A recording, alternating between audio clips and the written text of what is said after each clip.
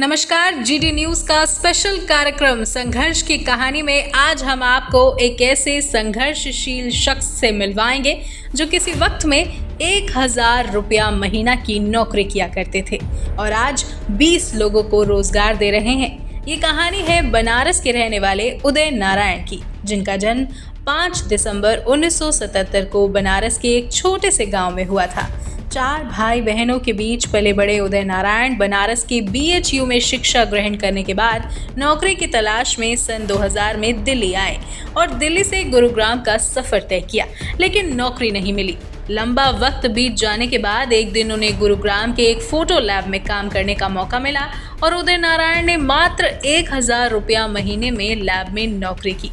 इतनी कम सैलरी होने के कारण उदय नारायण को अपना गुजर बसर करना बहुत मुश्किल हो रहा था, जिसको देखते हुए उन्होंने बिजनेस करने का मन बना लिया और गुरुग्राम के कृष्णा पैलेस में एक छोटी सी दुकान लेकर फोटो लेमिनेशन का काम शुरू किया। धीरे धीरे उदय नारायण की मेहनत रंग लाने लगी और आज एक छोटी सी दुकान बड़ी दुकान में तब्दील हो चुकी है, जहां सभी प्रकार के फोटो फ्रेम्स और लेमिनेशन का काम किया जाता है।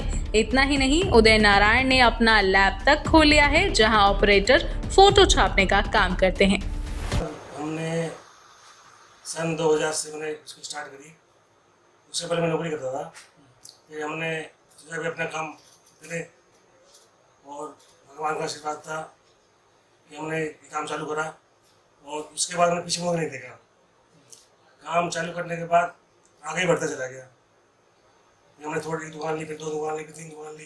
ये करते करते हमारे 8 दुकानें हैं और भगवान जैसे बढ़िया काम चल रहा है। मैं Raj Rajeshwar district colour lab वहाँ नौकरी करता था। हमने 6 साल नौकरी की वहाँ पे। पहले एक्सपीरियंस लिया हमने वहाँ पे। एक्सपीरियंस लेने के बाद में फिर हमने इस काम में परफेक्ट हो गया बिल्कुल। फिर हमने अपना काम चालू करा। शुरू में कुछ दिक्कतें आई, लेकिन बाद में धीरे धीरे सारी दिक्कतें दूर हो गई। आज हमारे पास लेमिनेशन काम भी है, मैंने उसका फोटो प्रिंटिंग का काम भी है, लैब भी है। हम सारे काम करते हैं A to Z।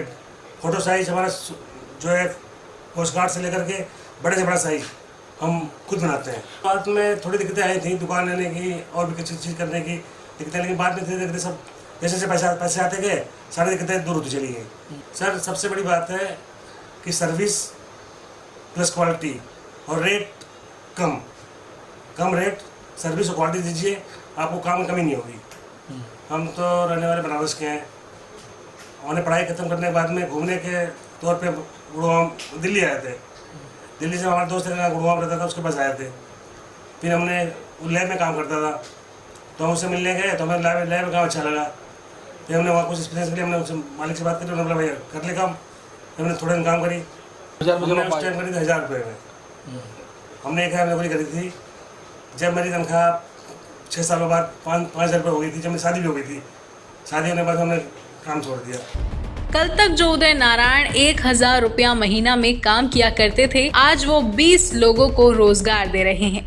लेकिन इसी बीच एक ऐसा दौर भी आया जब पूरा देश कोरोना काल से जूझा और कोरोना पीक पर था, इसीलिए इसकी चेन तोड़ने के लिए देश में लॉकडाउन लगा दिया गया। लोगों के रोजगार छीन लिए गए, कुछ लोग गांव चले गए, लेकिन उदय नारायण ने अपने पास काम करने वाले वर्कर्स को कभी भी निराश नहीं किया। वर्कर्स को किसी प्रकार की कोई दिक्कत ना हो, इसलिए उन्हें घर बैठा कर भी पूरी सैलरी दी गई और आज उदय नारायण मार्केट से कम दामों पर फोटो लेमिनेशन और फोटो फ्रेम का काम करते हैं और यही कारण है कि ग्राहक उदय नारायण के पास एक बार आते हैं और उनके काम से इतने प्रसन्न होते हैं कि बार बार उसी दुकान से वो अपने फोटो लेमिनेशंस का काम करवाते हैं।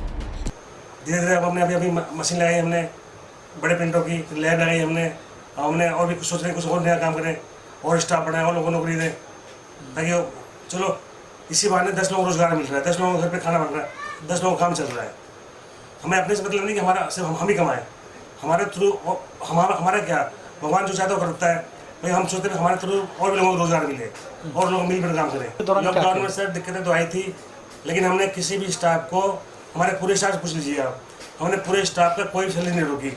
पूरी सैलरी अपने घर से दिया हमने इनको, इन्हें घर पर पहुँचा के आए सैलरी में इनको। यहाँ तक कि जो स्वीपर है, जो सफाई करता है, उसको भी हमने 3 महीने सैलरी खुद आके दी थी उसको। आप उससे पूछ सकते हो। आज की कहानी में हमने आपको उदय नारायण के बारे में बताया कि कैसे एक छोटे से गांव के लड़के ने संघर्ष किया और मुकाम हासिल किया।